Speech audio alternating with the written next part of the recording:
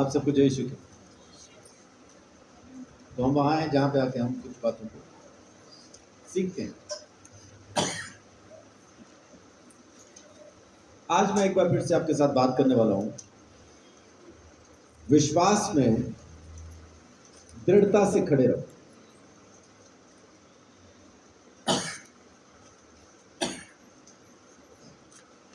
अपने विश्वास में मजबूती से खड़े रहो। आज एक बार फिर से आपके साथ मैं ये बात करने वाला हूं।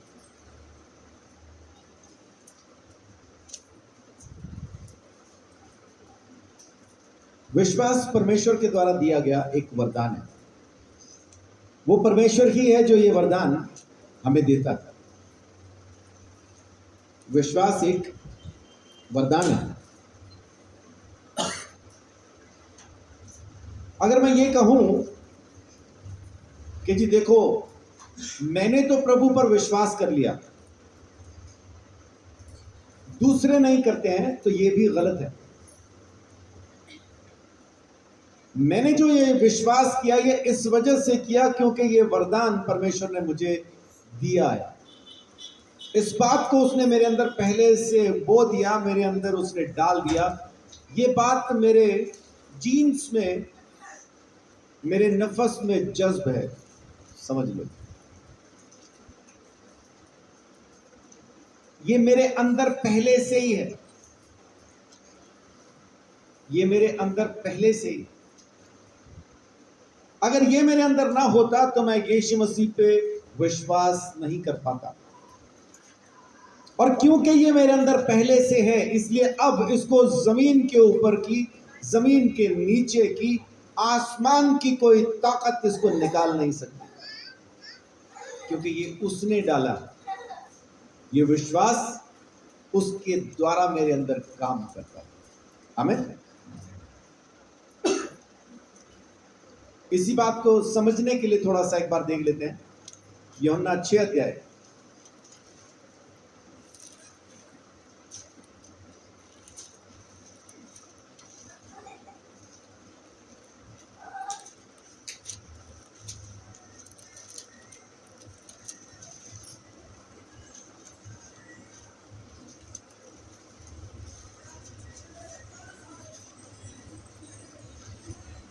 यूहन्ना 6 का 65।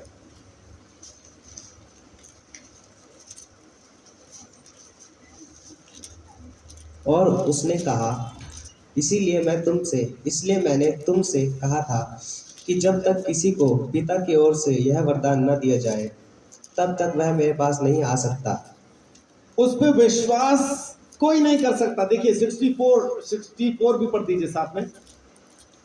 परंतु तुम में से कुछ ऐसे हैं जो विश्वास नहीं करते, क्योंकि यीशु पहले ही जानता था कि जो विश्वास नहीं करते वे कौन है और यीशु कौन जानता है कि कौन कौन है जो उस पर विश्वास नहीं करता। और यहाँ पे यहूदा इस्करियोती के बारे में भविष्यवाणी है, लेकिन यहाँ बात हो रही कि यीशु जानता है कि कौन उस पर विश्वास नहीं कर सकता। और यीशु मसीह ने कहा कि ये तो परमेश्वर की तरफ से वरदान है, अगर ये तुम्हें न दिया जाता तुम मेरे पास नहीं आ सकते थे। तो यीशु मसीह जो कहता है ना कि तुमने मुझे नहीं चुना, मैंने तुम्हें चुना है, वो सच कहता है। तो इस बात का भी घमंड हम नहीं कर सकते कि मैंने यीशु मसीह पर विश्वास किया। इस बात का भी कोई घमंड नहीं, मैंने विश्वास नहीं किया, ये वरदान उसने मुझ में रख छोड़ा, इस वजह से मैं उस पर विश्वास करता हूं। जिस किसी के अंदर ये वरदान न हो, ये विश्वास न हो, वो यीशु के पास आ भी नहीं सकता। तो क्या परमेश्वर ने पहले से कुछ लोगों को तय कर रखा है, भाई यही मेरे पास आएंगे, बाकियों को मैं आग में डाल दूंगा? ऐसा नहीं है, ऐसा नहीं है। तो फिर कैसे उसने ये वरदान हमारे अंदर रख दिया? क्योंकि वो पहले से जानता है। वो पहले से जानता था, हम उस पर विश्वास कर लेंगे। अब्राहम को जब उसने चुना, अब्राहम कहां था? देवी देवताओं को पूजता हुआ अब्राहम, सोने चांदी की मूर्तियां बना के बेचने वाला अब्राहम, परमेश्वर ने उसको क्यों चुना? क्योंकि उसके अंदर विश्वास था, इसलिए वो विश्वास का पिता कहलाता। बहुत बार विश्वास हमारे अंदर होता है लेकिन हम उस विश्वास को काम नहीं करने देते। आज मैं यही आपके साथ शेयर करना चाहता हूं। मेरा ख्याल यूहन्ना 4 अध्याय उसकी 10 आयत में भी यही लिखा है। जब वो सामरी औरत के साथ बात कर रहा था, यीशु ने उत्तर दिया, यदि तुम परमेश्वर के वरदान को जानती और यह भी जानती कि वह कौन है जो तुझसे कहता है मुझे पानी पिला, तो तू उससे मांगती और वह तुझे जीवन का जल देता। आमेन। अब यहां वरदान कौन है? यहां वरदान खुद यीशु मसीह है। वो मुक्ति, वो उद्धार, वो छुटकारा, परमेश्वर का इकलौता बेटा खुद यीशु वो वरदान है। वो कहता अगर तू जानती कि परमेश्वर का वरदान क्या है, कौन है, तो तू उससे मांगती, मुझसे मांगती और मैं जीवन का जल तुझे देता। आमीन। तो परमेश्वर ने वो वरदान हमारे अंदर रख छोड़ा है। यकीन करें, विश्वास करें कि ये वरदान परमेश्वर के द्वारा दिया गया, तब कहीं जाके हम विश्वास कर पाते हैं। नहीं तो विश्वास हमारे बस का है नहीं, है नहीं। हमें तो विश्वास है उन तमाम चीजों पे जो गलत और झूठी और खराब हैं। परमेश्वर पे विश्वास नहीं। परमेश्वर पे विश्वास वरदान से आता है। अब आप कहेंगे कि अगर ये विश्वास वरदान से ही है तो हम इसमें मजबूत कैसे बने रह सकते हैं? हम इसका क्या कर सकते हैं? हाबिल ने आज तक सोचा था कि वो ढोलक बजा लेगा। हाबिल ने नहीं सोचा था कि वो ढोलक बजा लेगा, लेकिन उसके घर के अंदर एक ढोलक आ गई। भाई गिटार बजाता था, वो साथ में बैठ के हाथ चलाने लगा।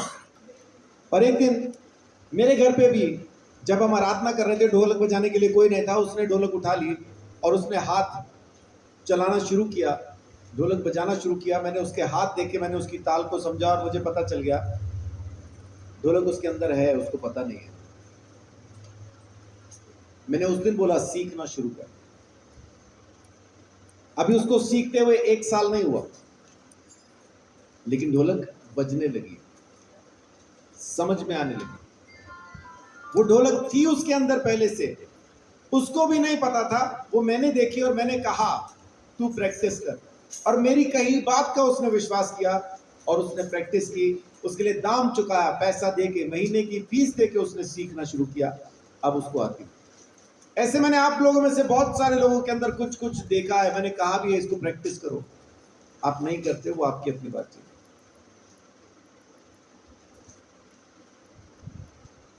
परमेश्वर जानता है हमारे अंदर विश्वास है।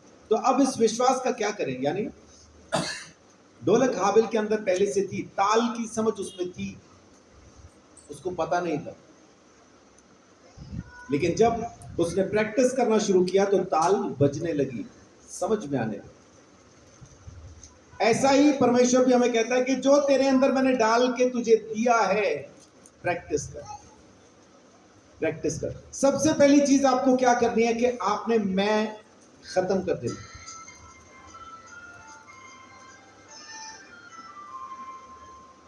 मैं ये जानता हूं, मैंने ये किया है, मैं वो करता हूं, ये सब छोड़ दीजिए, क्योंकि ये सारी चीजें परमेश्वर ने हमारे अंदर रखी हैं, इस वजह से हम करते हैं। उसने ना रखा होता तो हम कभी न करते, कभी भी न करते। तो विश्वास, सारे का सारा विश्वास उठाएं और यीशु पे रखें, और फिर अपने विश्वास को प्रैक्टिस करना, उसकी रखवाली करना, उसको बढ़ाना शुरू करें। और जैसे जैसे आप विश्वास में दृढ़ होते जाएंगे, मजबूत होते जाएंगे, कमाल होता जाएगा, कमाल होता, आप बदलते जाओगे, रोज रोज बदलते जाओगे, सिर्फ विश्वास को विश्वास का काम करने देने से। जैसा कि अभी प्रीति ने अपनी गवाही में बताया कि हम परमेश्वर की आवाज को सुनते हैं लेकिन ध्यान नहीं देते, लेकिन इस बार ध्यान दिया तो अब विश्वास हो गया परमेश्वर ऐसा ही बात करता है। नहीं तो वो स्टेपलर की जो पिन है वो किसी ना किसी के पेट में जाके स्टेपल कर रहे होते है ना। परमेश्वर ने कहा हाथ में डाल जीरा, अंधेरा है, इधर डाल जरा, पहले देख क्या डालने वाली। जब देखा तो फिर जीरे के साथ जल जीरा भी था, वो लोहे की पिन भी थी। है ना, वो पहुंच जाती कहीं ना कहीं। लेकिन परमेश्वर ने संभाल के रखा, छुटकारा दिया, प्रभु ने अपना अनुग्रह किया, बचा लिया। आवाज को सुनना शुरू कर। 1 कुरिन्थियों 1:8।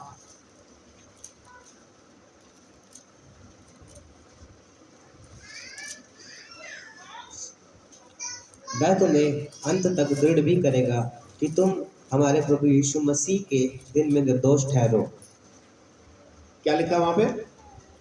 वह तुम्हें अंत तक दृढ़ भी करेगा कि तुम हमारे प्रभु यीशु मसीह के दिन में निर्दोष ठहरो। आमीन। वो तुम्हें अंत तक दृढ़ भी करेगा। जिसने ये काम आप में शुरू किया है ना, वो इसको आखिरी समय तक पूरा भी करेगा, आपको अंत तक दृढ़ भी करेगा। आप अकेले नहीं हैं, इस बात को लिख लीजिए अपने दिल की तख्ती के ऊपर, लोहे की टांकी से लिख लीजिए। लोहे की टांकी से लिखना समझते हैं क्या होता है? क्या होता है? हाँ जी, मिटता नहीं। वेल्डिंग रॉड से लिख लीजिए। लोहे के ऊपर वेल्डिंग रॉड जहां घूम जाती है, निशान रहता है। हम रेग मार मार के, पेंट मार के उसको छुपा तो देते हैं, लेकिन वो निशान होता है। वो निशान होता है, वहां हमें दिखाई देता है, यहां पे जोड़ा था। और जिसने जोड़ा हो वो कभी भी उसको देखेगा तो बता देगा, ये था जी, ये निशान था यहाँ पे, ये मैंने जोड़ा था, क्योंकि उसने जोड़ा है ना, उसको मालूम है। तो अपने मन की तख्ती के ऊपर इसको इस तरह से आप नक्श कर लें, लिख लें, जैसा मिटे नहीं, कि आप अकेले नहीं हैं। किसी भी जगह पे, किसी भी परिस्थिति में आप अकेले नहीं हैं। आपको लगेगा कि इस घड़ी आप अकेले हैं, दीवारों में सर मार के रो रहे हैं, लेकिन अकेले नहीं हैं। वो परमेश्वर आपके साथ है। आमीन। इम्मानुएल, परमेश्वर हमारे, उसका नाम है इम्मानुएल, उसका नाम है अल शडाई, उसका नाम है यहोवा जायरे। वो जो नाम है उसका, उसके हिसाब से वो बर्ताव करता है, अपने नाम के मुताबिक उसका स्वभाव है। जितने भी नाम आप उसके पुकारे, वो सारा स्वभाव उसके अंदर पाया जाता है। आमीन। यहोवा, यहोवा मतलब यहोवा मुक्ति देता है, यहोवा मुक्ति देता है। यीशु का मतलब ये है, यीशु नाम का मतलब है यहोवा मुक्ति देता है, यहोवा। तो मुक्ति यहोवा ने दी है, और उस मुक्ति का नाम है यीशु। क्या नाम है मुक्ति का? यीशु। विश्वास करें कि जिसने शुरू किया है, खत्म भी वो करेगा, पूरा होने तक दृढ़ भी वो आपको बना के रखेगा, आपके साथ चलेगा, आपके साथ चलेगा। लेकिन बस करना क्या है कि अपने इस विश्वास को आप धीरज के साथ संभाले रहो। मरकुस 13:13। पहले वो पढ़ लीजिए। लूका 21:19 पढ़िए पहले।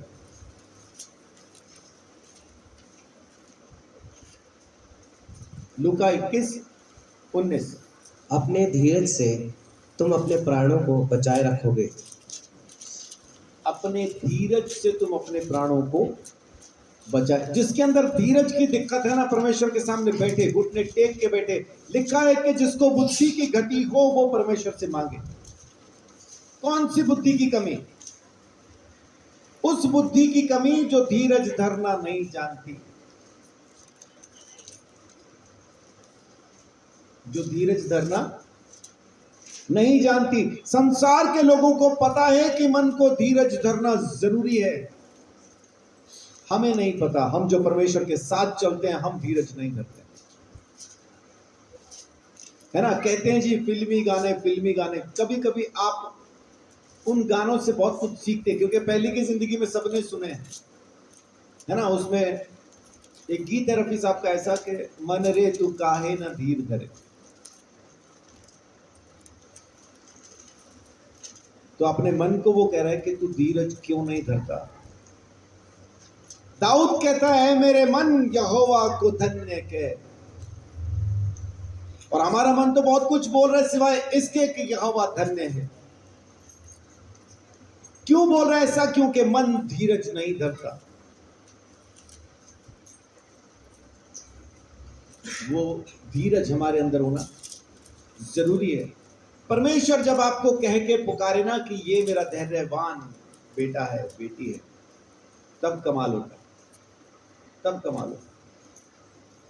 मैं कहता हूं कि जी मेरे में बड़ा सब्र है, दुनिया कहती है तू तो एक नंबर का जिद्दी है। किसकी सुनूं? मैं तो मेरी सुनता हूं। फिर मैं तो जी धीरजमंद।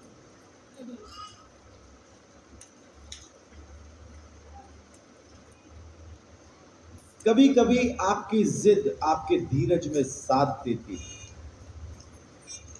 आपको धीरज में रुकना होना तो आपका जिद्दी होना जरूरी है। अगर आप रुकने के लिए जिद्दी नहीं है तो आप चंचल हैं। यही रहना है मुझे, यही रहना है, मैं यही रहूंगा, मैं नहीं जाऊंगा, मैं यही रहूंगा।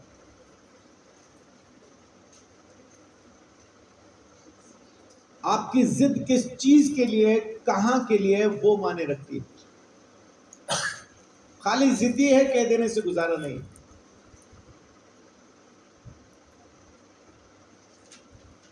क्या बुरे कामों को छोड़ने के लिए आपका जिद्दी होना जरूरी नहीं है? आपका जिद्दी होना बहुत जरूरी है। नहीं करूंगा माने नहीं करूंगा। अरे थोड़ा बात तो कर लो। नहीं करूंगा माने नहीं करूंगा।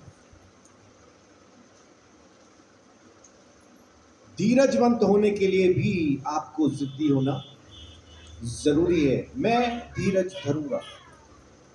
प्रभु तू कर, तू क्या करना चाहता है, तू क्या टाइम लेता है, तू ले। मैं रुका हूं, मैं इंतजार करूंगा, मैं इंतजार करूंगा।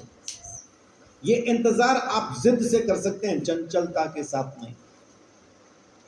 चंचल मनुष्य बहुत जल्दी अपनी जिद को छोड़ के, यानी अपने धीरज को छोड़ के मचलने लगता है। उसको अभी चाहिए, तुरंत चाहिए, क्यों नहीं मिलता, क्यों नहीं मिलता बोल के वो चिल्लाना, रोना, बिलखना शुरू कर देता है। लेकिन जो धीरज में है वो कह रहा है टेंशन न ले, मिलेगा, मिलेगा। दो डाकू यीशु मसीह के साथ, एक दाएं एक बाएं। एक चंचल है, बोलता है अभी उतार, मैं कहूंगा तू मसीहा है। दूसरा धीरज में, टेंशन न ले, एक दिन ये राजा बन के आएगा, तब अपने राज्य में अगर इसने हमें याद किया सब कुछ पूरा हो जाएगा।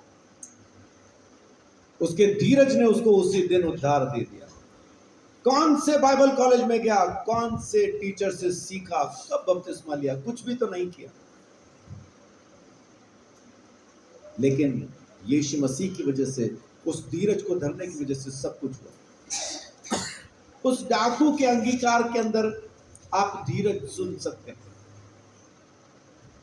दूसरे को कहता है हम जो लटके हैं तो हम सही लटके हैं, हमारे काम ऐसे ही थे, हम इस सूली पे सही लटकाए गए हैं क्योंकि हमारे काम ऐसे थे। इसने ऐसा कुछ नहीं किया। अब देखिए उसका अंगीकार कि मैं पापी हूं, ये निर्दोष है। और आगे प्रभु, यीशु को क्या कह के बुलाता है वो? प्रभु। और अंगीकार उसका क्या है कि ये मुर्दों में से जी उठेगा। प्रभु जब तू अपने राज्य में आए, ये मरेगा, ये मुर्दों में से जी उठेगा और ये अनंत राजा बन के राज्य करेगा। प्रभु जब तू अपने राज्य में आए मुझे याद करना। ये अंगीकार है उस डाकू का। धीरज के साथ, सब्र के साथ उसने ये अंगीकार किया। हमारे अंदर ये धीरज है क्या? अपने को अभी चाहिए। आपने कल प्रार्थना कराई और आज आके मुझे बोलते हैं ना जी प्रार्थना तो कराई, फर्क कुछ नहीं पड़ा, पड़ेगा भी नहीं। क्यों? क्योंकि तेरा अंगीकार कहता है फर्क नहीं पड़ा।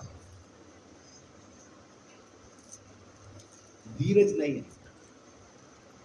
यीशु कहता है कि विश्वास कर लो, जो कुछ तुमने मांगा कि मिल गया है वो तुम्हें मिल जाएगा। लेकिन हम कहते हैं कि विश्वास कर लेंगे जब मिल जाएगा, जब मिलेगा तब विश्वास नहीं। अभी विश्वास करो कि मिल गया तो मिल जाएगा। वचन कहता है कि तुम धीरज से अपने प्राण बचा लोगे, धीरज से अपने प्राण बचा लोगे। किस जगह पे? जब लोग खींच के आपको महासभा में खड़ा कर देंगे। मैं सोच रहा था एक दिन, जैसे ही पास्टर को पुलिस पकड़ के लेके जाती है, धर्म परिवर्तन का केस बनाती है, सारी कलीसिया रोने लगती है, पास्टर का मुंह लटक के घुटनों तक पहुंच जाता है और सब इस टेंशन में आते हैं, प्रभु बचा ले, प्रभु बचा ले। मैं सोच रहा था कि ये तो मौका है पुलिस वालों के सामने खड़े होके सीना ठोक के गवाही देने का कि मैं जो कहता हूं सच है, सुनो मैं कहां गलत कहता हूं। आप हर एक अधिकारी के सामने गवाही दे सकते हैं, लेकिन वहां जाते ही अपने घुटने आपस में बजना शुरू हो जाते हैं। दे दनादन जेल में तो नहीं डाल देंगे भैया, अंदर तो नहीं कर देंगे। हाँ, अब हम आका हुई, अब हम फंस गई, अब हम कहां जाए। अबे यार, तूने शुरू क्यों किया था? इतना खौफ, इतना डर था तो शुरू क्यों की थी सेवकाई? यीशु मसीह के पीछे चलना कोई फूलों की सेज नहीं है, कांटों से भरा रास्ता।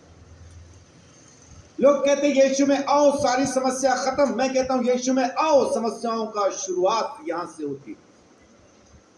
स्कूल में भर्ती होंगे तभी तो एग्जाम शुरू होंगे। स्कूल जाते दो लोग, एक बच्चा किताबें बैग में रख के पहुंचता है, दूसरा सर के ऊपर कुलचे छोले रख के पहुंचता। दोनों स्कूल गए, एक स्कूल के अंदर गया, अंदर जाके पढ़ा, दूसरा बाहर खड़ा इंतजार कर रहा है, बाहर आएंगे तो मैं बेचूंगा। अब एग्जाम किसके होंगे? दोनों स्कूल ही जा रहे हैं। दोनों से पूछो कहां जा रहा है तो क्या जवाब देंगे? स्कूल जा रहा हूं। एक क्या करने जा रहा है? एक पढ़ने जा रहा है और दूसरा कुचले छोले, दूसरा कुलचे छोले बेचने जा रहा है। एग्जाम किसके आएंगे?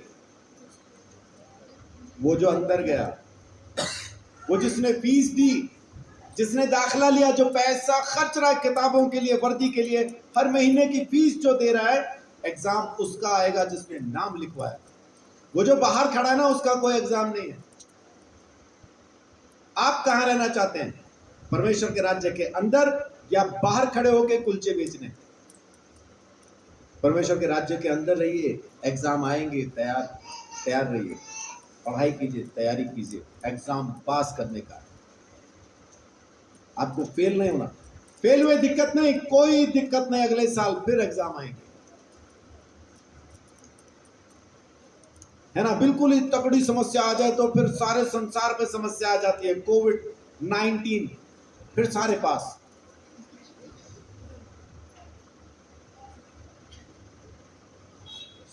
अपने धीरज को नहीं छोड़ना, धीरज को पकड़ के रखिए, धीरज की रक्षा कीजिए। अब पढ़िए मरकुस 13:13। और मेरे नाम के कारण सब लोग तुमसे बैर करेंगे, पर जो अंत तक धीरज धरे रहेगा उसी का उद्धार होगा। आमीन। क्या कहता है? मेरे नाम के कारण लोग तुमसे बैर करेंगे, लेकिन जो आखिर तक धीरज धर के रहे उसी का उद्धार होगा। लोग खींचेंगे, घसीटेंगे, लेके जाएंगे, गवाही के लिए तैयार रहिए। आपको बड़े बड़े अधिकारियों के पास पहुंचने का मौका नहीं मिलता। मिलता है क्या कि आप डीसी के पास जाके गवाही दे सके, एसपी के पास जाके गवाही दे सके, कचहरी के अंदर खड़े होके जज को गवाही दे सके? ऐसा टाइम मिलता है क्या? नहीं मिलता। लोग दिलवा रहे हैं, हम ले नहीं रहे। वहां पे जाके हम कह रहे नहीं जी ये झूठ बोल रहा है, ये झूठ बोलता है, मैं नहीं करता प्रचार, मैंने नहीं बताया ये सुधार करता है, मैं नहीं बोलता हूं, ये झूठ बोल रहे हैं। कचहरी में हम ये साबित कर रहे हैं। अरे परमेश्वर ने मौका दिया है, जज के सामने धड़ल्ले से कहो मैं क्या झूठ बोलता हूं, मैं ये कहता हूं, सुन के बताओ मैंने क्या गलत कहा। 2008 के अंदर समस्या आई थी अंबाला के अंदर, हर एक चर्च पे हमला होगा ऐसा तय हो गया था। जिस भी पार्टी ने तय किया था, मैं उसके प्रवक्ता के घर पहुंच गया, उनके पास पहुंच गया, मैंने बैठ के बोला मेरा प्रचार सुनो, कुछ गलत है तो मुझे बताओ। कह रहे जी इतना टाइम नहीं है। फिर मैं कहा आप क्यों कर रहे हैं जब आपको पता ही नहीं? उन्होंने मुझे टाइम दिया, कह रहे कितना टाइम चाहिए? मैं कहा आधा घंटा। कह रहे चलो शुरू करो। आधे घंटे में मैंने उनको बताया। आधे घंटे के बाद ये नहीं था आपका टाइम खत्म हुआ जाओ हम अब भी आएंगे। आधे घंटे के बाद था आप चाय पिएंगे कि ठंडा मंगवाएं? नहीं ठंडा नहीं पीता हूँ, चाय पिएंगे। चाय पी, वहीं बैठे बैठे मैंने एक मीटिंग तय कर दी दिमाग के अंदर, कोई खर्चा जेब में नहीं था मेरे। और उस मीटिंग में उस भाई को मैंने चीफ गेस्ट इनवाइट कर लिया। वो आए, मीटिंग रख ली हम लोगों ने, सबने मिलकर अपने चर्च में की थी। आप लोगों को नहीं पता मैं क्या कर रहा था तब, आपने सिर्फ मीटिंग का अरेंजमेंट किया मेरे साथ। वो भाई आया, चंगाई सभा हुई, उनके सामने चंगाइयां की यीशु ने। दूसरी मीटिंग, तीसरी मीटिंग, चौथी मीटिंग में उठ के मेरे पास खड़ा हुआ, स्टेज पे मेरा हाथ पकड़ के बोलता है, संजीव जी अगर यही करने से लोग यीशु में आ जाते हैं तो फिर आप कीजिए, आपको कौन रोक सकता है। वो आज तक मेरा दोस्त है और किसी चर्च के ऊपर हमला नहीं हुआ। मिलो तो, लोगों से बात तो करो। हमारे पास वो पूंछ नहीं है कि पिछली टांगों में दबा के चुप के बैठ जाएं। हम शेर की संतान हैं, पीछे हटते भी हैं तो हमला करने के लिए। जब लोग यीशु मसीह के नाम से आपको घसीटें, खींचें, मारने के लिए लेके जाएं, तो याद रखना, विश्वास में दृढ़ रहना, वो बचा लेगा। नहीं तो शद्रक मेशक अबेदनगो के शब्द याद रखना, न भी बचाए न भी बचाए तब भी यीशु ही खुदा, क्योंकि हम बचे हुए, हम मरेंगे नहीं, खाली अपनी सीट बदलनी है ना। सीन 1 कट 2 स्वर्ग, इतना ही। विश्वास को मजबूती से थामे रहिए, क्योंकि बगैर विश्वास के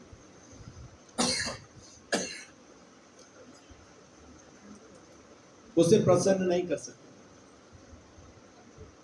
इब्रानियों 11:6 कहता है। अब देखिए इब्रानियों 6 अध्याय उसकी 11-12।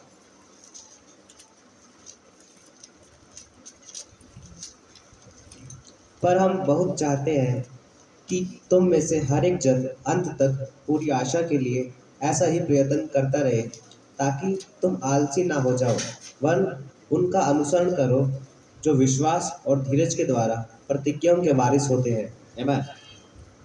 विश्वास का अनुसरण करते करते कहीं आलसी ना हो जाएं, आलस में ना पड़ जाएं।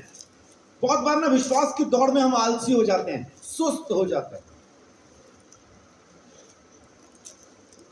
शुरू में लगा देते फुल एकदम रेस, हो गया खरगोश, और पीछे कौन रह गया? पीछे कौन रह गया? हाँ जी, कछुआ पीछे रह गया। कछुआ पंजाबी में मालूम है कछुए को क्या कहते हैं? कच्छु कुम्मा, पूरा कछुआ रह गया पीछे। अब खरगोश ने जो रेस लगाई, उसने आगे जाके पीछे देखा, पीछे तो कोई भी नहीं आ रहा, चलो थोड़ी देर के लिए सो जाता है। सो गया। कछुए ने क्या किया? कछुआ सोया नहीं, वो छोटे छोटे कदम ही सही, वो धीरे धीरे ही सही, लेकिन बढ़ता गया। वो जो निकल गया था ना, उसको देख के उसने ये नहीं सोचा और यार वो तो दिखना भी बंद हो गया, मैं कहाँ जीतूंगा, चलो घर ही चलते हैं। कछुए ने ऐसा किया? ऐसा नहीं किया। कछुए ने बोला जो दौड़ मैंने शुरू की है उसको मैं पूरा करूंगा, नतीजा चाहे कुछ भी क्यों ना हो। चलता गया और जो शुरू में बड़ी तेज दौड़ा था वो जाके सो गया। आंख खुली, उसने पीछे फिर देखा, उसको पीछे कछुआ फिर दिखाई नहीं दिया। बड़ी खुशी से वो दौड़ा, अभी तक नहीं आया, चलो मैं तो पूरी करूं। और जब फिर दोबारा दौड़ा तो जब अपनी डेजिग्नेशन पे, जो उस लक्ष्य पे पहुंचा, उस लाइन पे पहुंचा, तो कछुआ वहां पहले से पहुंच चुका था। तो दौड़ कछुए ने जीत ली। विश्वास में छोटा छोटा ही चलो, लेकिन लगातार चलो। तेज दौड़ के सोने में कुछ भलाई नहीं है। जब हम यीशु में दौड़ना शुरू करते हैं ना शुरू में, तब तो जाते एकदम खरगोश के जैसा एक गया, लेकिन उसके बाद चंद साल के बाद है ना, हमारा एक ही नारा गूंज रहा होता है,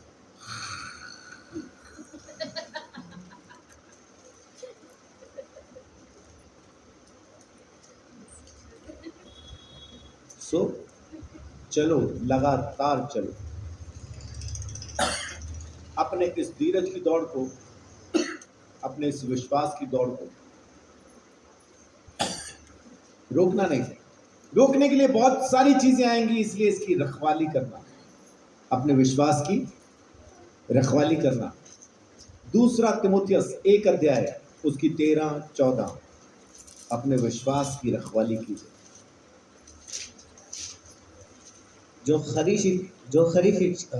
खरी बातें तूने मुझसे सुनी है, उनको उस विश्वास और प्रेम के साथ जो यीशु मसीह में है अपना आदर्श बनाकर रख, और पवित्र आत्मा के द्वारा जो हम में बसा हुआ है, इस अच्छी धरोहर की रखवाली कर। आमीन। बाइबल क्या कहती है? ये अच्छी धरोहर है, तुम्हारा विश्वास एक अच्छी धरोहर है, एक अच्छी प्रॉपर्टी है। इसकी रक्षा कर, इसकी रक्षा कर, इसकी रखवाली कर। विश्वास को कोई डावाडोल करने ना पाए, लोगों की बातें, हमारे हालात, शरीर की परेशानियां मेरे विश्वास को डावाडोल करने ना पाए। अभी कुछ एक दिन पहले एक पास्टर की वाइफ का मुझे कॉल आया, वो विश्वास में बहुत मजबूत हैं। कुछ दिन पहले तक उनकी बातों के अंदर विश्वास झलक रहा था, अभी शरीर में छोटी एक बीमारी आई तो अब विश्वास में कमजोरी झलकने लगी कि मैं बीमार क्यों हूं।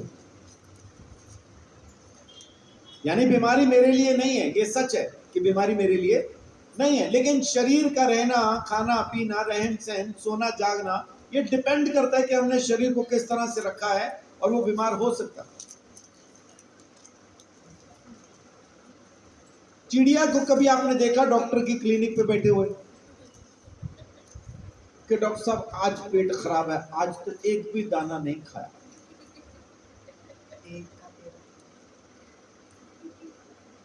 देखा कभी?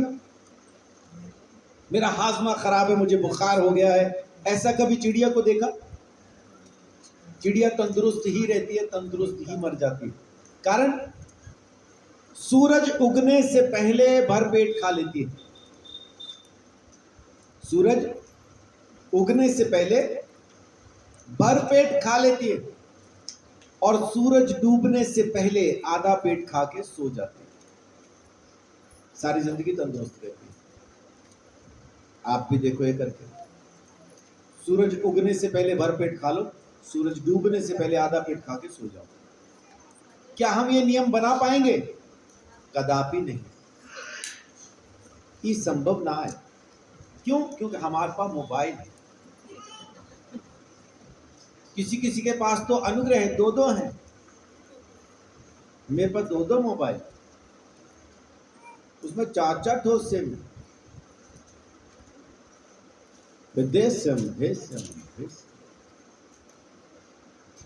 नेट कहाँ खत्म होगा? 4 GB रोज का आपके पास है, 1.5 लगाए तो कितना हो गया? 6 GB रोज का है। ये कहाँ सोने देता? तो ये बातें, ये चीजें शरीर को बीमार कर देती। अब इसका मतलब ये नहीं ना कि परमेश्वर ने आपको बीमार कर दिया या आप पापी हैं इस वजह से आप बीमार हो गए। वो हमारे रहना, खाना पीना, हमारा उठना बैठना, रहन सहन की वजह से हम बीमार हैं। हम इसका भी इल्जाम परमेश्वर पे डालते हैं।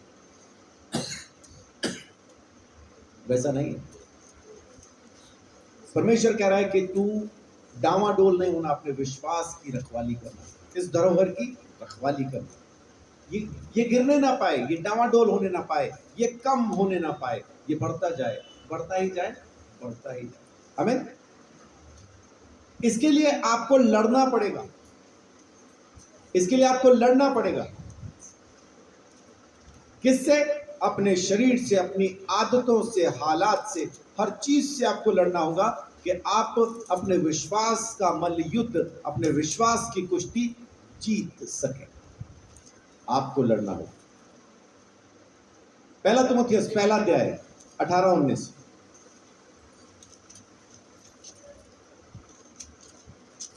हे पुत्र थिमोथियस, उन भविष्यवाणियों के अनुसार जो पहले तेरे विषय में की गई थी, मैं ये आज्ञा सौंपता हूँ कि तू उनके अनुसार अच्छी लड़ाई को लड़ते रहे और विश्वास और उस अच्छे विवेक को थामे रहे, जिसे दूर करने के कारण कितनों का विश्वास रूपी जहाज डूब गया। कितनों का विश्वास रूपी जहाज डूब गया। क्यों? क्योंकि उन्होंने अपने विश्वास को बचाए रखने की लड़ाई नहीं लड़ी। बहुत से विश्वासी ऐसे हैं जो अपने विश्वास की रक्षा करते हैं, खड़े होते हैं उसके लिए। जो मेरे बाइबल कॉलेज के प्रिंसिपल यशवंत सर, उनका यह कहना है कि संजीव, तू भी उनमें से एक है जो अपने विश्वास की रक्षा के लिए लड़ते हैं, सामने से बोलते हैं, सामने से अपोलोजेटिक बोलते उसको हिंदी में।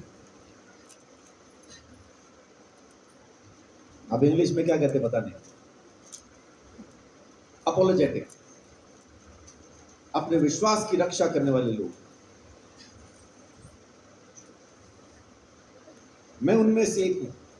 मैं जानता हूं कि मैंने जो विश्वास किया है वो सच्चा और खरा है, इसलिए जहां कहीं भी मेरे को खड़ा करके पूछवा लो, मैं वही कहूंगा जो मुझे कहना है। मुझे कहीं भी कुछ भी कहने में दिक्कत नहीं, क्योंकि मैं जानता हूं कि मैं सही जगह पर हूं। लोग कहते हुए शर्माते क्यों हैं, डरते क्यों हैं? क्योंकि उनको ये पक्का यकीन नहीं कि वो सही जगह पे। कोई मुझे पूछे कि ये सोने की है क्या, तो बोलूंगा हाँ सोने की है। मुझे पीतल की नगरी में खड़ा करके पूछो तब भी कहूंगा कि सोने की, क्योंकि मुझे पता है कि सोने की। लेकिन सब बोलेंगे देखो आसपास सब कुछ तो पीला दिखाई दे रहा है, तो तेरी अंगूठियां भी पीली है तो पीतल ही होगा। नहीं है भाई, सोना ही है, क्योंकि मैं जानता हूं कि सोना। अगर आप अपने विश्वास को ऐसा जानते हैं तो आप खड़े हो पाएंगे, लड़ पाएंगे उसके लिए। अपने विश्वास के लिए लड़ना शुरू कीजिए, अपने विश्वास के लिए खड़े होना शुरू कीजिए। लोग नहीं सुनते ना सुने, दिक्कत नहीं, आपको क्या फर्क पड़ता। मैं कब से कहता आ रहा हूं चुगली ना करो, आपने सुनी नहीं? सुनते ना, मेरे को क्या फर्क पड़ता, फिर भी कहता हूं चुगली नहीं करो। आप ना सुनो, इससे मेरी बात थोड़ी बदल जाएगी, मेरी बात हल्की थोड़ा ही हो जाएगी, मेरी बात गलत थोड़ा ही ना हो जाएगी। वो अपनी जगह पे सच है और मैं वही कहूंगा जो सच है।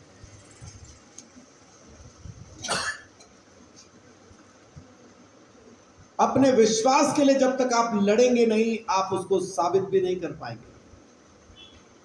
अपने विश्वास के लिए लड़ना शुरू कीजिए।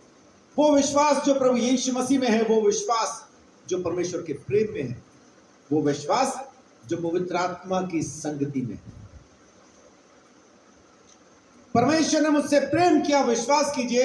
यीशु मसीह ने मुझ पे अनुग्रह किया, विश्वास कीजिए। पवित्र आत्मा के साथ मेरी संगति है, विश्वास कीजिए।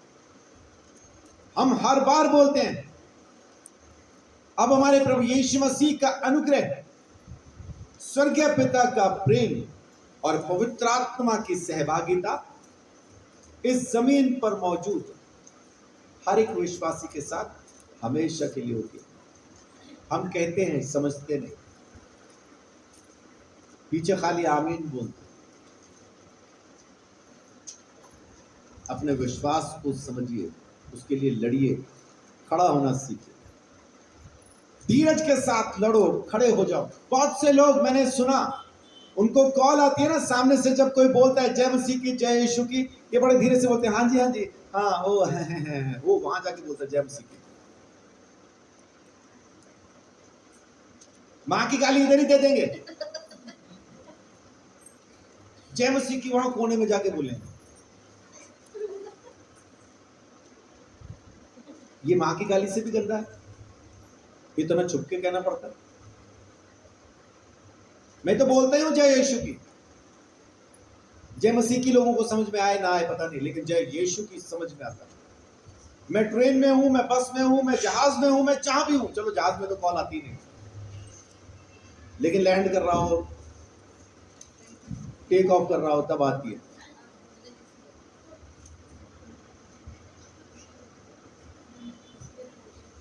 नींद नहीं आ गई तो आप बोलो, अपने विश्वास को प्रकट करो। परमेश्वर खुश होता है उन लोगों से जो लोगों के सामने उसका नाम लेते हुए शर्माते नहीं। परमेश्वर खुश होता है। इंडोनेशिया की वो वेश्या जिसकी कितनी बार मैंने गवाही दी, वो प्रॉपर वेश्या है, अपने टाइम के पैसे ले रही है। आधा घंटा उसने दिया किसी को, आधे घंटे के पैसे लिए, उस आधे घंटे में 15 मिनट यीशु मसीह का सुसमाचार सुनाती है। शर्म उस वेश्या को आनी चाहिए कि मैं क्या काम कर रही हूं और क्या बता रही हूं। आनी चाहिए कि नहीं आनी चाहिए? आनी चाहिए। लेकिन वो इस काम से जरूर शर्माती होगी, यीशु मसीह का नाम लेने से नहीं शर्माती। वो उस कस्टमर को जो उसके पास उसका टाइम खरीदने के लिए, उसका शरीर खरीदने के लिए आता है, यीशु मसीह के बारे में बताती है। हम उस वेश्या से भी गंदे हैं क्या? हमें इतनी शर्म आती है यीशु के बारे में बताते हुए। किसके पास जाऊं? घर बैठे सोच रहे हैं, चार दीवारी में से निकलेंगे तो किसी दिखाई देगा ना कि किसके पास जाना है। नहीं, प्रभु घर में ही भेज दे, यहीं भेज दे। मैंने 2 कुर्सियां रखी हैं, एक पे मैं बैठा हूं, मैं बैठी हूं, दूसरे पे बिठा दे, मैं जरूर बताऊंगा। ना नौमन तेल होगा, ना राधा नाचेगी। लोगों के सामने आप यीशु मसीह का नाम लेते हुए शर्माएंगे, अपने सरदूतों के सामने अगर वो शर्मा गया ना, समझ के बाहर हो जाएगा मामला। आपने लोगों के सामने उसका अंगीकार नहीं किया, अपने बाप के सामने अगर उसने आपका इनकार कर दिया तो बचाएगा कौन? तो बचाएगा कौन? तो अपने विश्वास की रखवाली कीजिए, इस जहाज को डूबने मत दीजिए।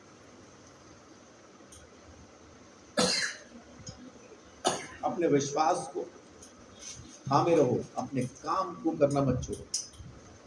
आप कौन हो, क्या हो, कहां हो, इससे कतई फर्क नहीं पड़ता है, लेकिन आप यीशु के बारे में क्या कह रहे हो, क्या कर रहे हो, उसके बारे में आपके ख्यालात क्या हैं, इससे जरूर फर्क पड़ता है, जरूर फर्क पड़ता है। मैं मेरे बारे में बताऊं, मेरे घर के अंदर मैं 27-28 साल का भी हो गया था, तब भी मेरी माँ को मुझे आवाज दे के बुलाना पड़ता था, बेटा बाहर आ, अंकल को नमस्ते कह। और हम अंदर से ही आते थे, अब क्या यार, बाहर आना। बेटा क्या करता है, क्या नहीं करता है, उन्होंने पूछना, जो 2-4 सवाल है वो उसके जवाब देने, उसके बाद फिर गया, फिर नहीं आना दोबारा, फिर देते रहो आवाजें, आजा आजा, फिर नहीं आ रहा, क्योंकि नमस्ते हो गई, बात खत्म। नमस्ते नमस्ते, आगे कुछ नहीं समझते। ये मैं था और आज ये मैं हूं। लगातार 3 घंटे भी बोल सकता हूं, अनजान लोगों के साथ बोल सकता हूं, कारण यीशु के लिए बोलना शुरू किया। जब मैं जमाने में था, जमीन पे था, तो एक सोफा एक कमरे में पड़ा हो और मैं भी वहीं पे बैठा हूं, तो जैसा मैं हूं वैसा ही सोफा है, क्योंकि सोफा भी कुछ नहीं बोलता, मैं भी कुछ नहीं बोलता।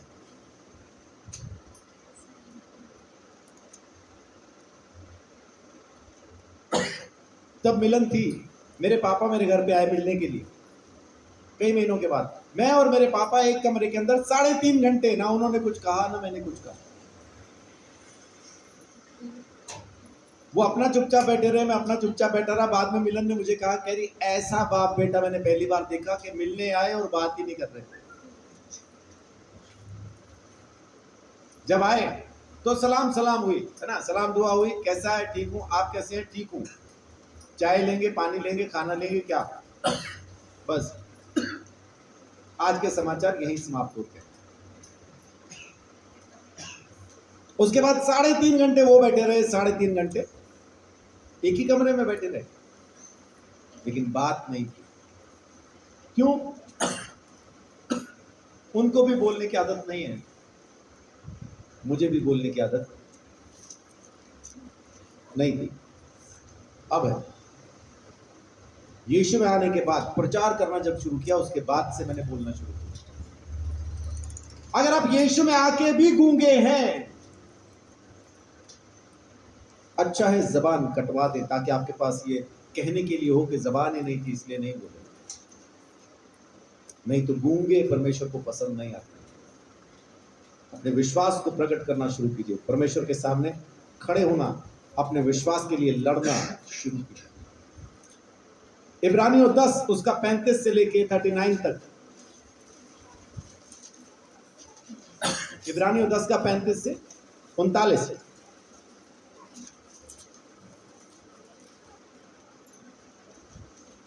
इसलिए अपना हियाव न छोड़ो, इसलिए अपनी हिम्मत नहीं छोड़ना, क्योंकि उसका प्रतिफल बड़ा है। हाँ, क्योंकि तुम्हें धीरज धरना आवश्यक है, ताकि परमेश्वर की इच्छा को पूरी करके तुम प्रतिज्ञा का फल पाओ। आमीन। क्या कह रहा है कि परमेश्वर की इच्छा को पूरा करके तुम उसकी प्रतिज्ञा का फल पाओ। ये बहुत जरूरी है, बहुत जरूरी है।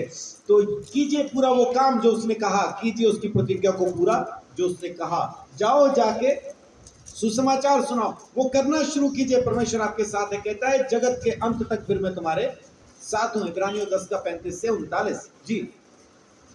क्योंकि अब बहुत ही थोड़ा समय रह गया है, थोड़ा ही समय रह गया है, जबकि आने वाला आएगा और आमीन। देर न करेगा। आमीन।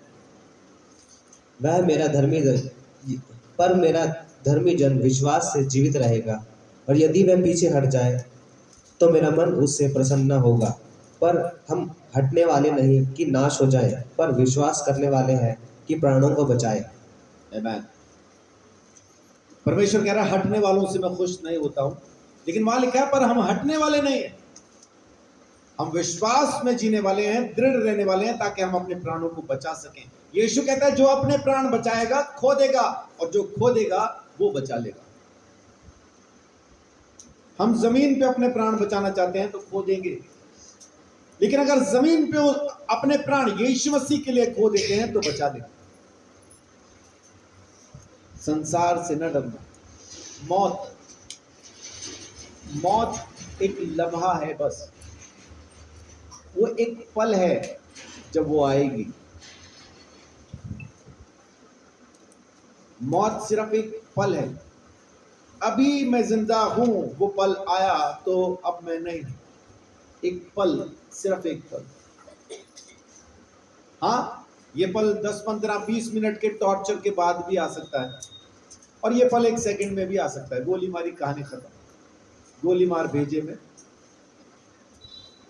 ये भेजा ही तो है जो शोर करता है।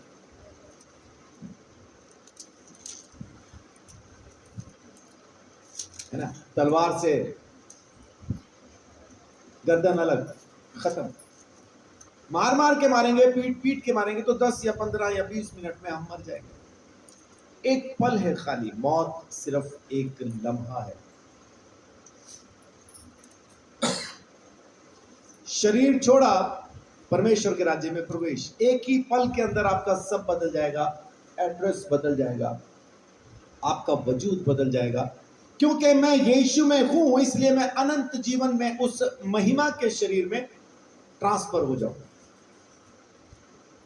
मेरी ट्रांसफॉर्मेशन हो जाए, मैं बदल जाऊंगा, वहां पहुंच जाऊंगा। इसलिए वो कहता है कि हिम्मत बांधो, क्योंकि वो आने वाला है।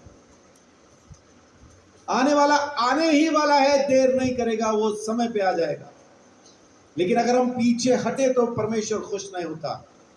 हम तो वहां रुक के अपने विश्वास को दिखाने वाले लोग हैं, उसका प्रतिफल जरूर पाएंगे। आमीन, आमीन। पहला पत्रस 5 अध्याय 7 से लेकर 10 तक। अपनी सारी चिंता उसी पर डाल दो, क्योंकि उसको तुम्हारा ध्यान है। जी। सचेत हो और जागते रहो, क्योंकि तुम्हारा विरोधी शैतान गरजने वाले सिंह के समान इस खोज में रहता है कि किसको फाड़ खाए। विश्वास में दृढ़ होकर और यह जानकर उसका सामना करो कि तुम्हारे भाई जो संसार में है ऐसे ही दुख सह रहे हैं। 10 तक।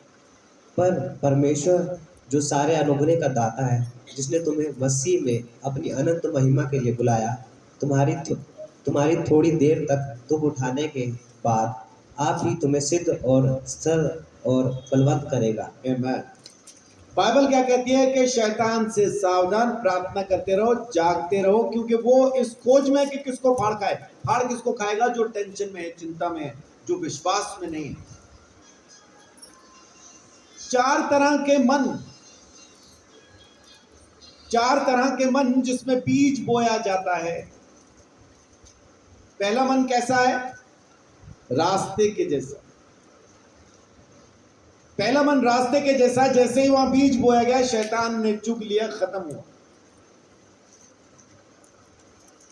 अभी अभी एक बात दिमाग में आगे कहते हुए तो कह देता हूं। परमेश्वर का वचन, पहला मन रास्ते के जैसा, शैतान ने चुग लिया, उसके बाद चुगलियां,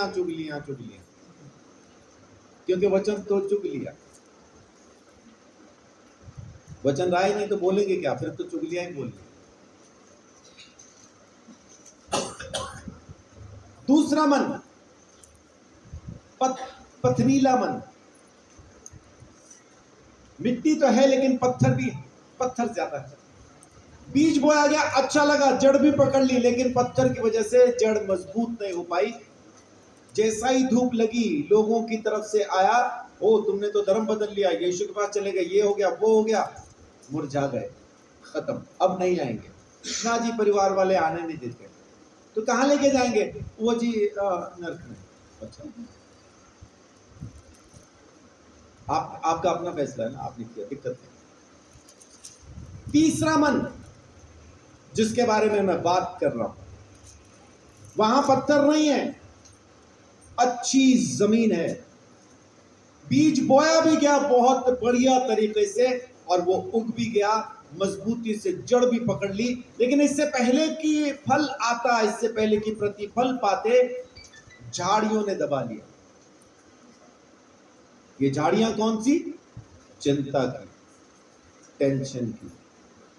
क्या खाएंगे, क्या पिएंगे, कैसा जिएंगे, कैसा रहेंगे। आप परमेश्वर को कहो तो सही कि मुझे किस तरह का रहना सहना, खाना पीना कैसा पसंद है, उसको बताओ तो सही। वो आपको अगर आपकी जेब के मुताबिक अरेंज करके ना दे तो फिर मुझे कहना। उदाहरण के लिए बोल रहा हूं, ये पैंट कमीज नहीं, कितने की लग रही है आपको? ये पोलो की है, जेन्युइन, ये ब्लैकबेरी है, कितने की होनी चाहिए? दोनों मिला के 1500 की ना, दोनों मिला के 1500 की, और दोनों जेन्युइन है। आप खरीदने जाओ तो हजारों में आएंगी, लेकिन मैं वहां से खरीदता हूं जहां मेरा बाप मुझे लेके गया, उस दुकान पे जाता हूं, खरीदता हूं, ये पहनता हूं। आप अपना कपड़ा खरीद के सिलवाओ ना तो इससे महंगी सिलेगी। आप एक बार उस पर यकीन तो करो। काहे की चिंता, किस बात की टेंशन? हम टेंशन में ही जी रहे हैं बस। आप उसको बताओ तो एक बार, अब मुझे ये चाहिए, वो आपके हिसाब से चीजों को सस्ता करके आप तक ना पहुंचा दे तो फिर कहना। वो चीजें आपके पास पहुंचाता है, आप एक बार उसको आजमा के तो देखो। ये झाड़ियां, कांटे की झाड़ियां, जिएंगे कैसे, रहेंगे कैसे, खाएंगे कैसे, पिएंगे कैसे। अब तुम्हारा क्या होगा कादिया?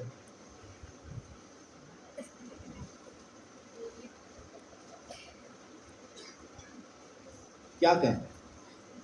ये वो लोग हैं जिनके बारे में वचन कहता है शैतान ढूंढ रहा है फाड़ खाने के लिए, क्योंकि ये चिंताओं में डूबे हैं। इनका फल, इनका वचन फल नहीं लाएगा। जो इन्होंने सीखा उसका प्रतिफल नहीं पा सकेंगे। लेकिन पतरस क्या कहता है कि टेंशन ना लो, तुम्हारे जैसे और बहुत से भाई बहन हैं संसार के अंदर जो ऐसा ही दुख उठा रहे हैं। लेकिन थोड़ा सा दुख उठाने के बाद जब तुम इसमें सिद्ध हो जाओगे, जब तुम इसको पास कर लोगे, शैतान का सामना जब तुम कर लोगे, वो तुम्हें सिद्ध भी कर देगा, तुम्हें खड़ा भी करेगा। विश्वास में मजबूत होना सीखिए, विश्वास में बढ़ना सीखिए। आपको क्या चाहिए बोलो तो बाप को, न दे तो फिर कहना। हम कहते भी नहीं, हम रोते भी रहते हैं, क्योंकि हमें अपने हालात पे विश्वास है, परमेश्वर पर परमेश्वर पे विश्वास करें, वो आपके लिए सब कुछ मुहैया करने के योग्य है। अब्राहम के बारे में लिखा है कि उसने अपने मरे हुए शरीर की दशा में भी उस परमेश्वर के वायदे पर विश्वास किया। क्यों विश्वास किया? क्योंकि उसने ये विश्वास किया कि जिसने वायदा किया है वो उसको पूरा करने में भी सामर्थ्य है। आमीन। वो उसको पूरा भी करेगा, ये अब्राहम ने विश्वास किया। तो जिसने आपके अंदर ये काम शुरू किया है, फिलिपियों 1:6 कहता है कि जिसने आप में ये काम शुरू किया है पूरा भी वही करेगा। बाप पे विश्वास करो। क्या लिखा फिलिपियों 1:6 में? मुझे इस बात का भरोसा है कि जिसने तुम में अच्छा काम आरंभ किया है वही उसे यीशु मसीह के दिन तक पूरा करेगा। आमीन। जिसने तुम में ये भला काम शुरू किया है पूरा भी वही करेगा। टेंशन काहे की है? चिंता किस बात की?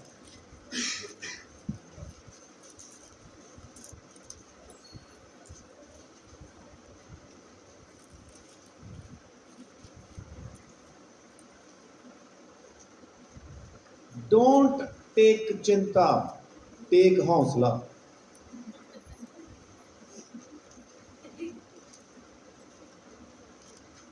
चिंता न लें, हौसला लें। परमेश्वर आपके साथ है। याद रखना, उठते बैठते सोते जागते याद रखना, परमेश्वर मेरे साथ है। आमीन। आमीन।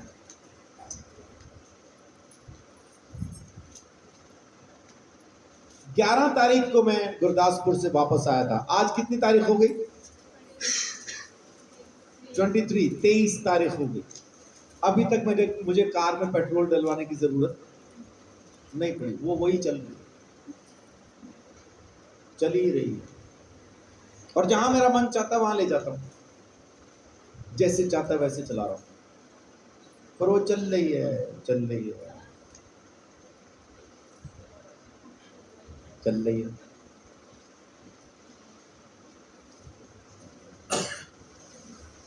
वो परमेश्वर है, आपकी कार को भी साइकिल के जैसा चला देता है। वो परमेश्वर।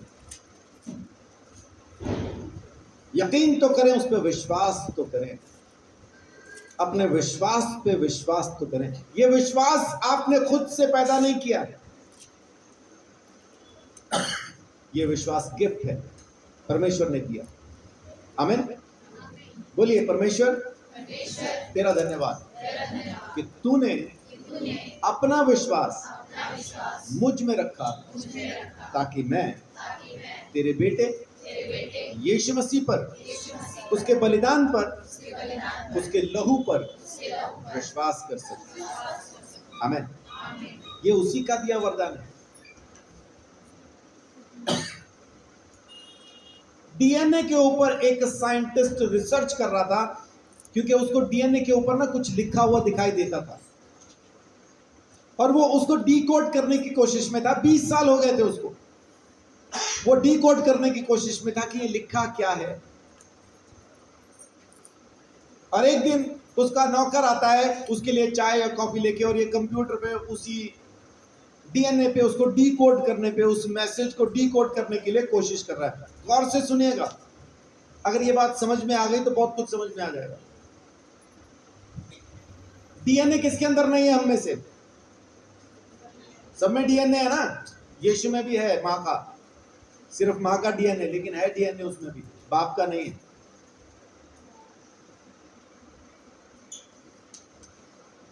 उसका नौकर जो कॉफी लेके आया, जो चाय लेके आया, वो उसको पूछता है, सर आपने इब्रानी भाषा हिब्रू सीख रहे हैं क्या?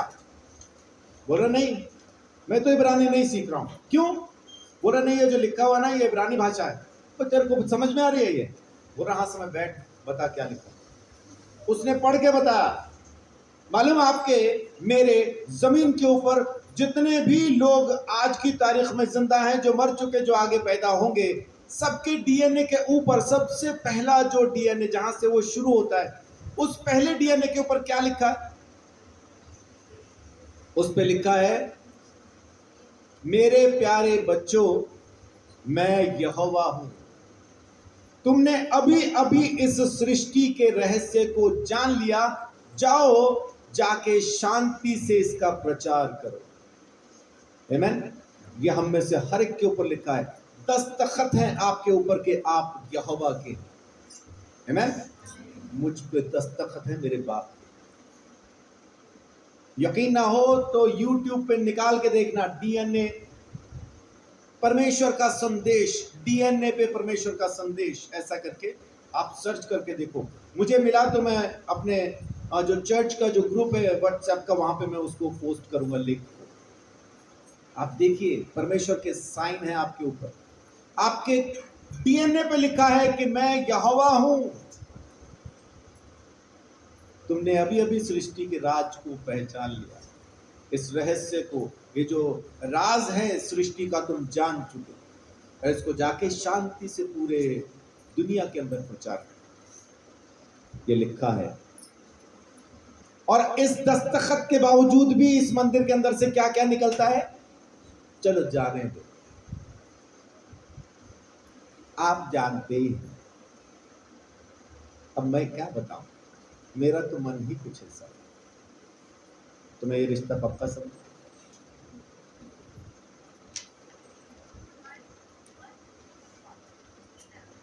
समझिए, पहचानिए आप कौन है, क्या है। इसलिए आखिर तक मरते मर जाना, अपने विश्वास को नहीं छोड़ना, खत्म होते हो जाना, अपने विश्वास को नहीं छोड़ना। विश्वास छोड़ के मरे तो आग की झील इंतजार कर रही है, और विश्वास में गए तो खुद प्रभु यीशु मसीह आपके स्वागत में खड़ा दिखाई दे। आमीन, है ना? वो क्या बोलेगा? हाँ भाई आ गया, चल आजा, और देख तेरी कोठी पहले से बना रखी। स्वर्ग में आपका नाम क्या होगा मैं नहीं जानता हूं, लेकिन मेरा नाम क्या होगा मैं जानता हूं। मेरे घर के बाहर, अभी जो मेरा घर बनाया ना यीशु मसीह ने, उस घर के बाहर नेम प्लेट लगी है, सुधीर चौधरी। आपका नाम क्या है जानिए, पहचानिए, मुझे नहीं पता, लेकिन आपका भी एक नाम, आपको भी एक नाम से जानता हूं। आखिरी आयत पढ़ते हैं, प्रकाशित वाक्य 2:10।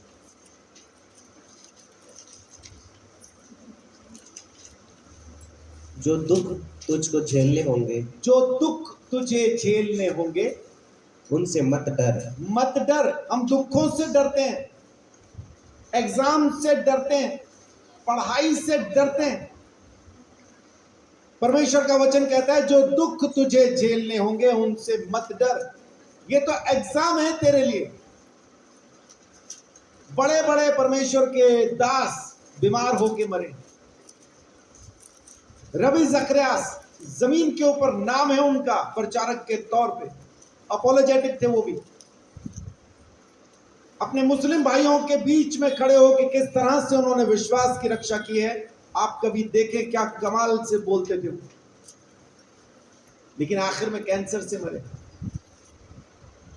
जमीन के ऊपर बहुत सारे परमेश्वर के लोग, एलिशा जिसकी हड्डियों को छू के मुर्दा जिंदा हो गया, खुद एलिशा बीमार होके मरा।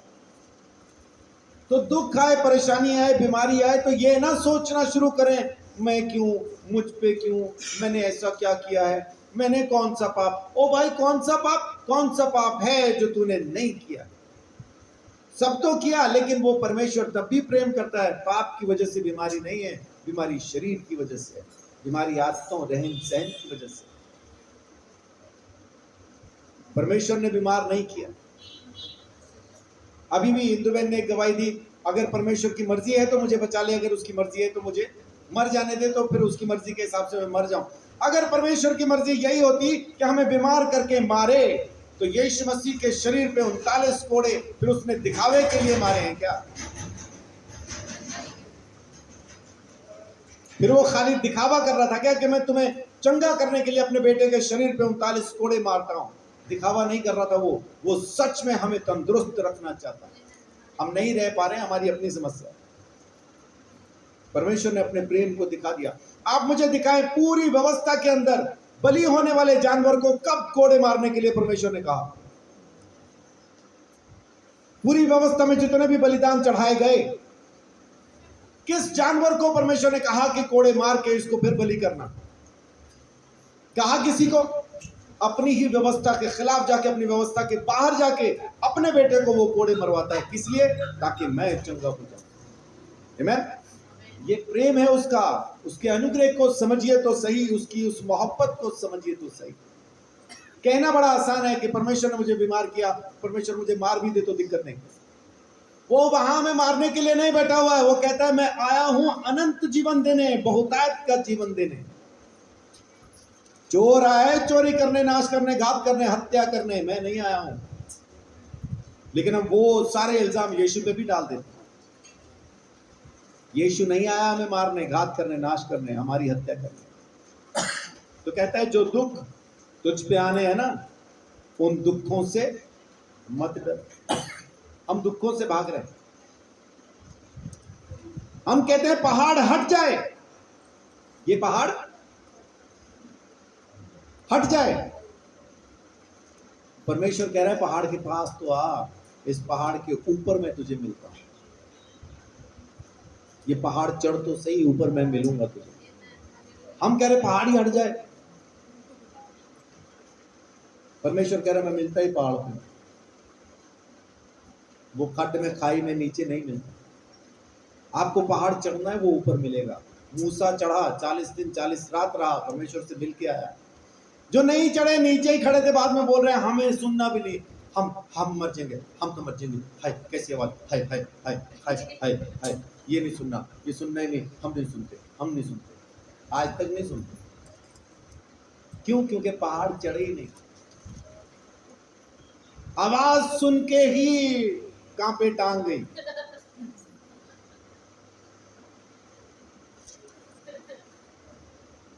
उसकी आवाज बहुत से पानियों की आवाज जैसी आवाज है। मैं समुद्र देखने का बड़ा शौक था मुझे, और पहली बार जो समुद्र देखा चेन्नई में, एशिया का सबसे बड़ा बीच, मरीना शायद उसका नाम है, चेन्नई के अंदर एशिया का सबसे बड़ा बीच हिंदुस्तान में। समुद्र के किनारे में खड़ा, और बाय चांस पहुंचे थे हम शाम को, रात होने को थी, बीच खाली, कोई नहीं था, और वहां पे मैं खड़ा समुद्र को देख रहा हूं, सब शांत। और तब मुझे सुनाई दी समुद्र की आवाज।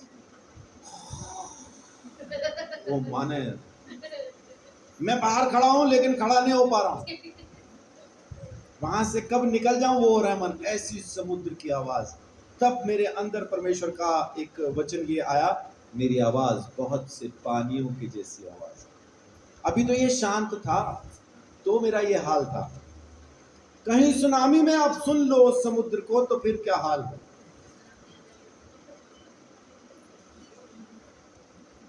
लोगों ने वो आवाज सुनी और मारे डर के कांपने लगे, और मूसा को बोले हम नहीं सुनना चाहते, तू ही सुन के आया कर, तू ही बताया कर, जो तू कहेगा हम मान लेंगे। फिर परमेश्वर ने कहा अच्छा ये बात। उससे पहले तक कितनी आज्ञाएं दी थी परमेश्वर ने? 10 आज्ञाएं अपने हाथ से लिख के तख्तियां दे दी थी, इसको भेज दिया। ये नीचे चंट बन के बोल रहे हैं तू जा पूछ क्या, जो जो कहेगा हम करेंगे। परमेश्वर कह रहा है ले बैठ, फिर ले उठा कॉपी पेन मेरा बेटा, मैं लिखवाऊं। अब लिखवा दी 613, अब कर लो पूरी। वो 10 से नहीं गुजारा हुआ इनका। जो जो कहता है पूछ के आजा, लिख के ले आ, हम करेंगे, हम करेंगे। बाद में हुई है नहीं, तो अपने को ज्यादा चंट बनने की भी जरूरत नहीं। परमेश्वर कह रहा है ना, जो दुख तुझे सहने होंगे सहले सहले। दोबारा पढ़िए। जो दुख तुझको झेलने होंगे हम्म, उनसे मत डर, हाँ, क्योंकि देखो शैतान तुम में से कुछ को जेल खाने में डालने पर है, ताकि तुम परखे जाओ, और तुम्हें 10 दिन तक कलेश उठाना होगा। बहुत लंबी कहानी नहीं, 10 दिन खाली। प्राण देने तक विश्वासी रहे, जी, तो मैं तुझे जीवन का मुकुट दूंगा। आमेन। प्राण देने तक विश्वास योग्य रहे। फेथफुल लिखा है इंग्लिश की बाइबल में, बी फेथफुल। प्राण देने तक विश्वास योग्य रहे तो मैं तुझे जीवन का मुकुट दूंगा। तो यही चीज मैं आप लोगों को कहना चाहता हूं, अपने विश्वास में मजबूती से खड़े हो जाए, उसकी रक्षा करें, उसके लिए लड़ें, धीरज से उसको बचा के रखें। वो आने वाला है, हिसाब लेगा। अगर हम पीछे हटे हुए मिले, वो प्रसन्न नहीं होगा। पीछे हटना यही नहीं है कि हम तो जी चर्च में आते हैं, यीशु का ही नाम ले रहे हैं।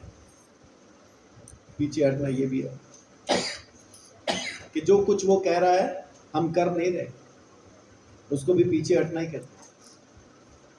परमेश्वर खुश नहीं होगा, इसलिए वो कहता है कि हिम्मत बांध के रखो। शैतान हाड़ खाने सी के जैसा घूम रहा है। अगर तुम इस टाइम पे धीरज धर लोगे, अपने विश्वास पर विश्वास बना के रखोगे,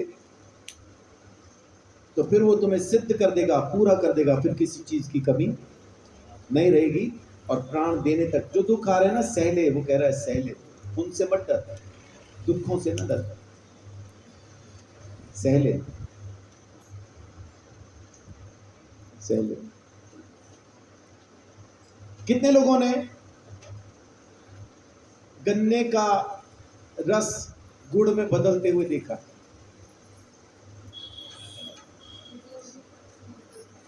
गुड़ बनता कितने लोगों ने देखा? उसके नीचे जो आग जलती है, किस चीज की होती है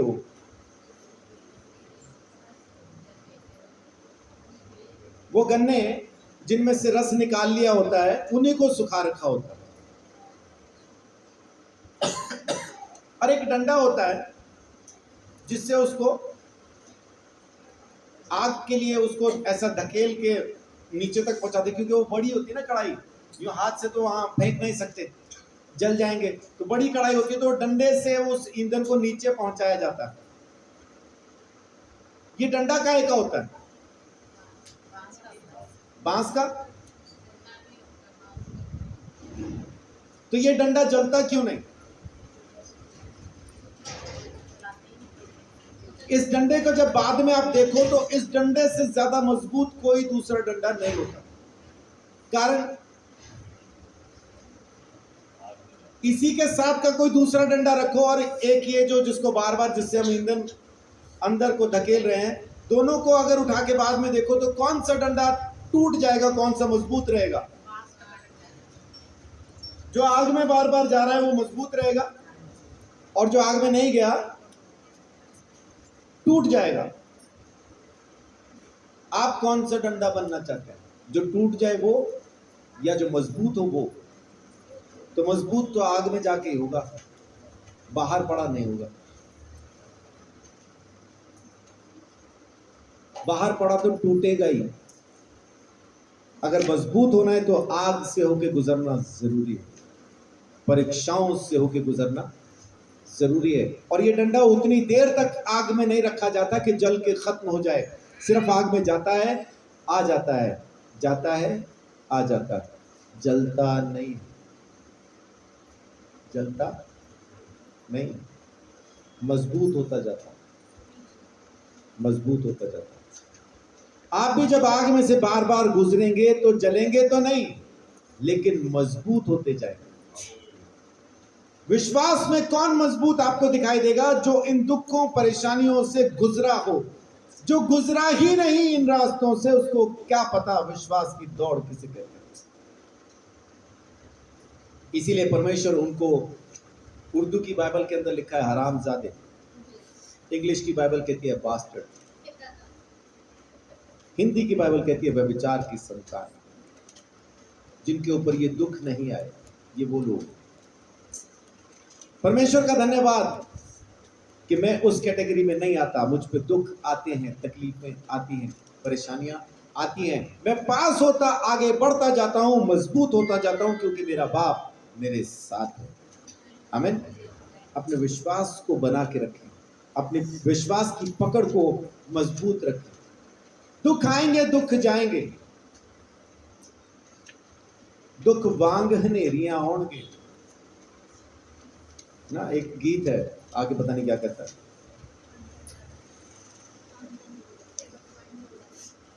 दुख वांग हनेरियां दे आउणगे, सेवक बन चलदा रहे। तो चलते रहना जरूरी है। दुख तो आएंगे, दिक्कत नहीं, और कोई खरीद के नहीं लेके आएगा आपके लिए दुख, या आपको घर बैठे मिलते हैं, सजे सजाए मिलते हैं, बने बनाए मिलते हैं, बाहर से नहीं आते। सो टेंशन नहीं, दिक्कत नहीं, अपने विश्वास को मजबूत करें, बढ़ते जाएं, परमेश्वर आपके साथ रहेगा। आमीन।